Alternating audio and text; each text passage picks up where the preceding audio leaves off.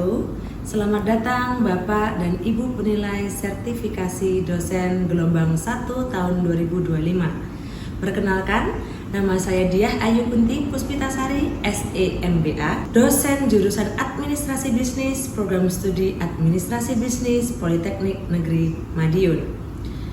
Video ini dibuat untuk memenuhi persyaratan dalam pengajuan sertifikasi dosen, yaitu pernyataan diri dosen dalam unjuk kinerja Tridharma Perguruan Tinggi atau PDD UKT PT dalam bidang pengajaran. Pada kesempatan kali ini, mata kuliah yang saya ambil sebagai contoh dalam video pembelajaran adalah mata kuliah inti dalam prodi Administrasi Bisnis, yaitu Kesekretariatan. Mata kuliah ini memiliki 3 SKS dan mata kuliah ini disampaikan dengan metode DIA, yaitu Delivery, Interaction, dan Assessment. Dalam penyampaian mata kuliah ini selalu dilakukan secara offline. Dalam mata kuliah ini mahasiswa akan mempelajari pokok bahasan, pengertian sekretaris, pengelolaan waktu, formulir, perabot kantor, alat kantor, dan juga EVA, penanganan surat masuk, surat keluar, mengurus dan mengendalikan penanganan surat, dalam sistem penataan arsip, penanganan telepon, perencanaan kinerja pimpinan, penanganan tamu, pengaturan perjalanan dinas, penanganan rapat, pengelolaan kas kecil, dan juga membuat laporan kegiatan. Di dalam kesekretariatan ada 4 CPL, yaitu dengan kode CPL 01, 02, 03, dan juga 04. Yang mana CPL 01 mampu mengerjakan tugas-tugas mandiri dan kelompok secara bertanggung jawab sesuai dengan norma dan nilai yang berlaku. Untuk CPL 2 memiliki penguasaan tugas-tugas administrasi profesional yang sesuai dengan program kerja perkantoran berbasis teknologi. Selanjutnya pada CPL 03 memiliki kecakapan komunikasi dalam pelayanan prima. Yang terakhir CPL nomor 04 memiliki kemampuan mengelola fungsi-fungsi manajemen untuk mengatasi tantangan dalam menjalankan bisnis. Dari CPL tersebut akan diturunkan menjadi 9 CPMK, yaitu capaian pembelajaran mata kuliah di poin CPMK 05, 06, 07, 08, 09, 10, 11, 12, dan juga 13. Yang mana bisa dilihat di sebelah sini. Pembahasan pada kesekretariatan ini akan direncanakan 16 tatap muka. Yang pertama, kami akan membahas tentang ruang lingkup tugas dan tanggung jawab sekretaris. Pada pertemuan kedua, kita akan membahas tentang tugas sekretaris. Yang ketiga, kita akan membahas tentang manajemen waktu. Selanjutnya, jadwal pimpinan. Selanjutnya lagi, formulir. Di pertemuan ke-6 kita akan membahas tentang penanganan surat, dan di pertemuan ke-7 kita akan membahas arsip.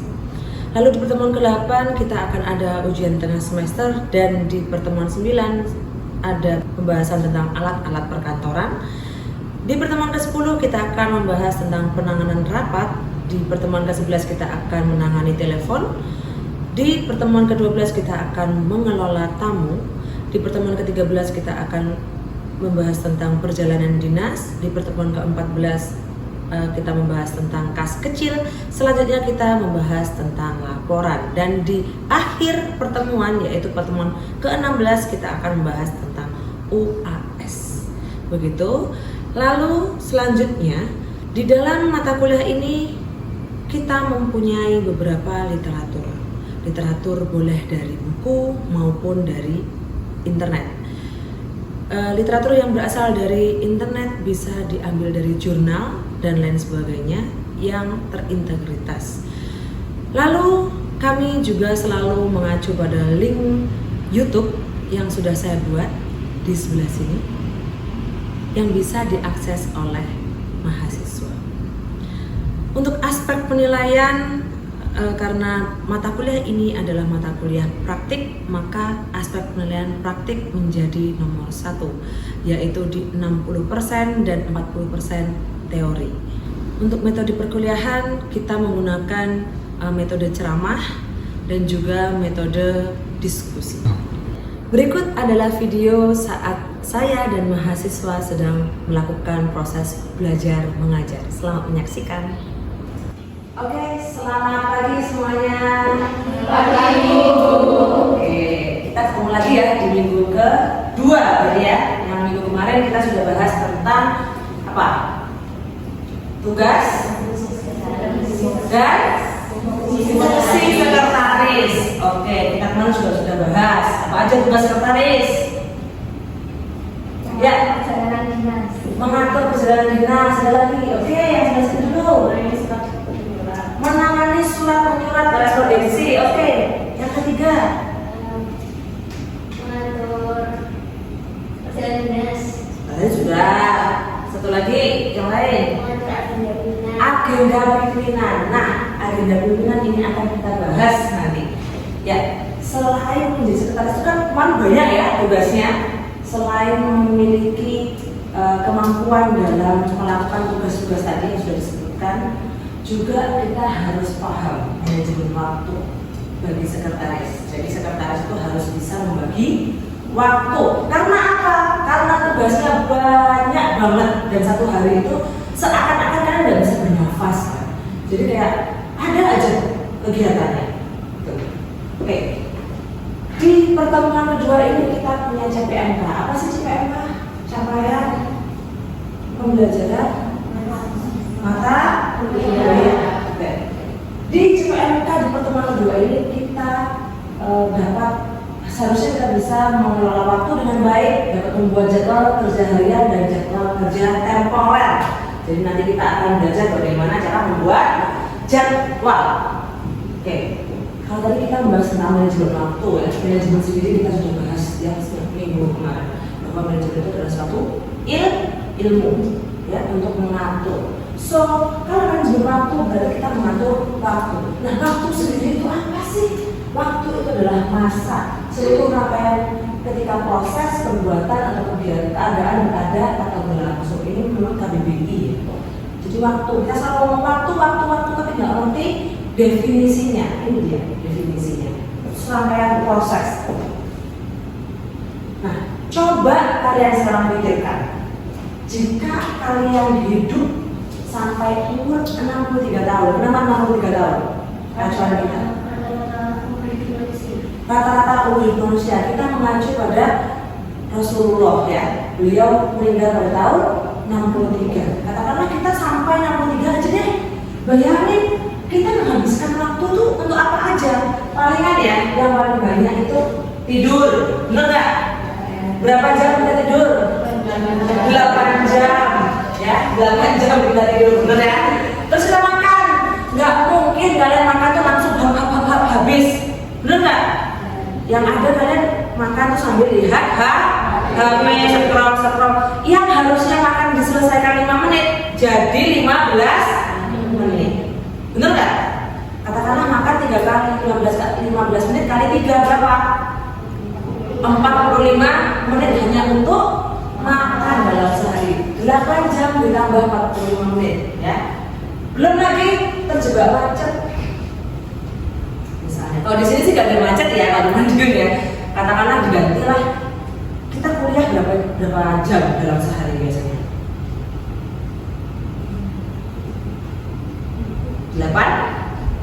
8 jam, barangkali 8 jam ya. 8 jam untuk kuliah, 8 jam untuk tidur, berarti ada 16 jam. Ditambah 1 jam lah untuk makan. Belum mandi nggak mungkin langsung mandi selesai.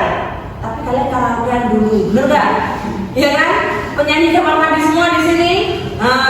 Bener ya? Katakanlah mandi 2 kali.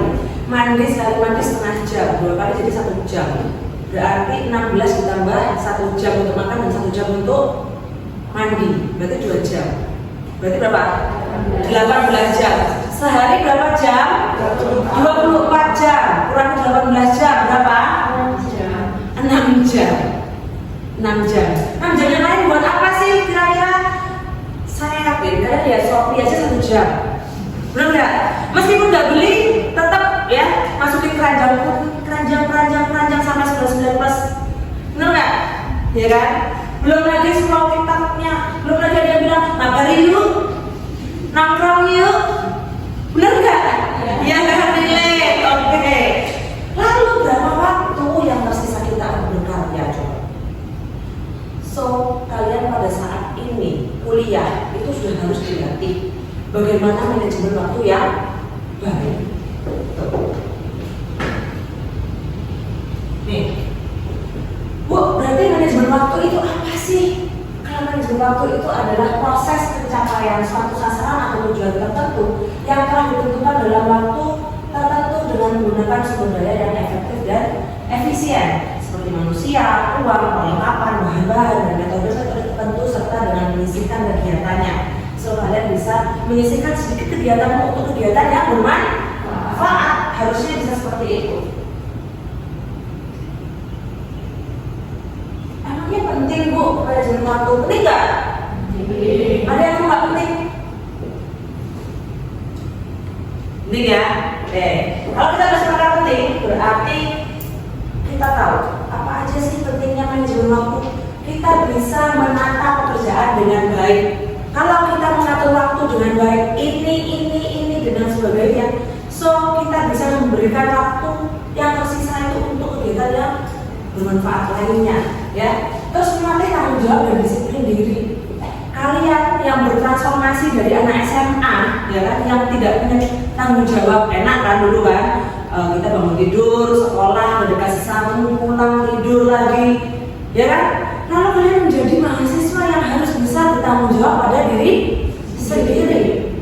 Kalian perlu ini melakukan latihan untuk manajemen waktu, ya. Selanjutnya, memperlancar pekerjaan atau tugas. Kalau kita udah disiplin kan, ya. Kalau kita udah terbiasa untuk hidup disiplin. Ada tugas segera selesaikan, ada tugas segera selesaikan. Jadi tugas itu gak akan menumpuk. Ini pasti kalian sudah terbiasa. Pekerjaan itu terjadi rono jonggrang. Kalau besok dikumpulin hari ini baru selesai, bahkan nanti malam itu baru selesai. Benar nggak? Nah ini semua titisannya rono jonggrang semuanya. Terus Bu, kalau kegiatannya banyak bagi sekretaris, bagaimana caranya dia untuk mengatur jadwalnya? Caranya adalah untuk membuat prioritas. Prioritas itu apa sih? Pasti kalian sering dengar ya. Kalau kalian tidak dibalas chatnya sama doi, ya kan? Pasti dia, kamu adalah bukan prioritas. Prioritas itu apa sih sebenarnya? Prioritas adalah sebuah istilah dengan seseorang atau sesuatu dianggap dan diperlakukan penting dibandingkan lainnya. Ya. Lalu bagaimana sih caranya? Caranya di sini ada satu kerangka ya, yang dikenakan oleh Eisenhower Matrix. Jadi Eisenhower, waktu itu Bapak Eisenhower, dia membuat suatu matrix, ini penemuannya beliau ya. Jadi ada 4 kuadran di sini, yang mana kita bisa mengelompokkan kegiatan kita ke dalam kuadran-kuadran ini. Jadi yang pertama di sini ada kuadran 1 yaitu do it. Do it ini adalah ketika ada suatu kegiatan yang dia ini tulisannya important, di sini urgent ya. Kalau dia kegiatan tersebut dia sangat penting dan sangat mendesak, jadi harus lakukan gitu. Terus kalau misalnya dia mendesak tapi tidak begitu penting, masuknya ke kuadran sini, delegate it. So kalian mendelegasikannya. Misalnya contohnya, kalau ini jelas ya kayak kuliah gitu kan, itu penting dan juga mendesak pada saat itu juga, nggak bisa diganti. So kalian harus ikut kuliah. Kalau kalian ada kegiatan, misalnya ada sunatan tetanggamu, aduh ini urgent, nggak mungkin ada sunatan kedua kan? Ya kan? Pasti sunatannya pertama aja. Oke, wes ini tetanggaku sunatan, tapi aku waktu itu ada kuliah, ya kan? Dia nggak begitu important sih, nggak begitu penting. Ya sunatan lah, ya begitulah pasti itulah ya. Akhirnya apa? Bu minta tolong tolong diwakilkan ke tetangga tersebut. Saya udah siapkan kado untuk yang sunatan misalnya. Kita bisa delegate. Yang ketiga, schedule it. Itu ketika dia penting, kegiatannya itu penting tapi tidak mendesak. Misalnya dia penting, kita ada rapat, misalnya rapat pembukaan cabang baru, dia penting kan, tapi kan cabang barunya masih lama. Ini kan rapat awalnya, masih ada waktu untuk kita membahas. Dia tidak mendesak, jadi kita bisa jadwalkan ulang begitu. Dan di sini itu untuk kegiatan yang dia tidak begitu penting, tapi juga dia tidak mendesak. Contohnya tadi mabar yuk, ya, ada kafe bagus nih, yuk ke sana yuk. Nah, penting nggak? Nggak begitu penting, ya mungkin penting untuk isi di Instagram misalnya, di feed-nya bu, gitu. Ya oke lah, tapi kan dia nggak begitu mendesak. So kalau hal-hal yang seperti itu yang tidak penting-penting amat, mulai sekarang biasakan untuk delete it. Paham ya? Jadi ini adalah suatu kerangka kerja untuk kita mengatur urgensi dan juga pentingnya suatu kegiatan. Kita akan bahas, kita akan berikan tugas ya.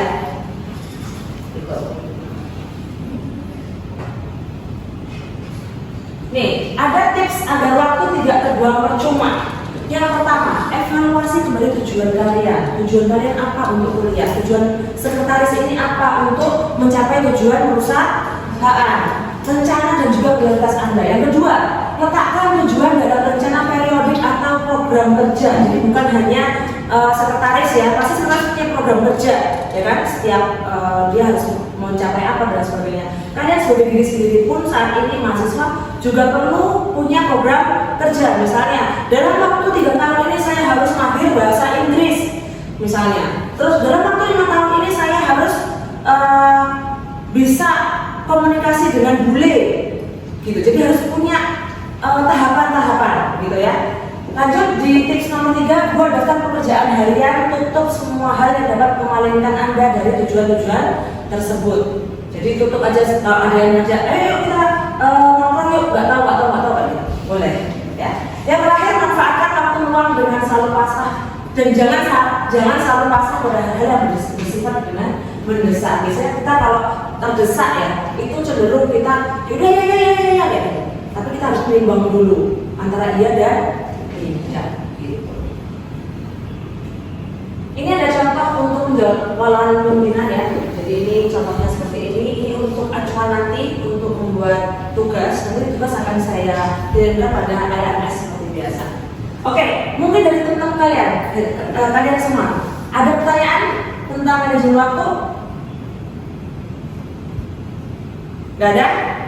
Kalau gitu saya minta satu mahasiswa untuk memberikan kesimpulan mengapa kita harus membuat prioritas dan manajemen waktu yang baik. Ayo angkat tangan. Dapat poin nih, yuk. Angkat tangan.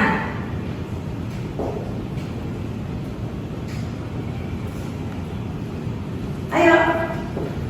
Gak ada? Oke, saya kasih. Oke, ini nih ya, silakan. Kesimpulannya pentingnya untuk manajemen waktu karena time is money. Time is money, time is cuan. Oke. Kalau kita membuang-buang waktu sama dengan kita membuang-buang uang, gitu ya. Oke, terima kasih. Oke, bener ya. Kalau dia orientasinya duit, nggak apa-apa. Kita kan administrasi bisnis ya. Jadi kita harus cuan. Oke, time is money, benar.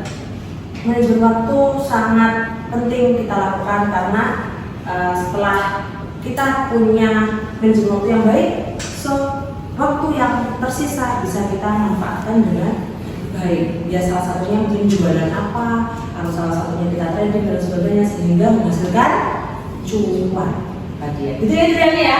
Oke semuanya paham ya?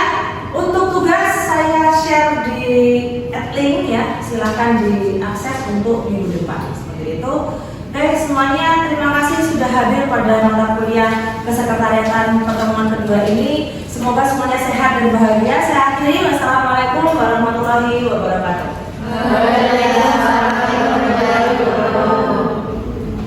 Sekian. Sekian video dalam mata kuliah Kesekretariatan pada Politeknik Negeri Madiun. Semoga bisa menjadi pertimbangan nilai yang baik dari Bapak atau Ibu penilai. Saya akhiri, wassalamualaikum warahmatullahi wabarakatuh.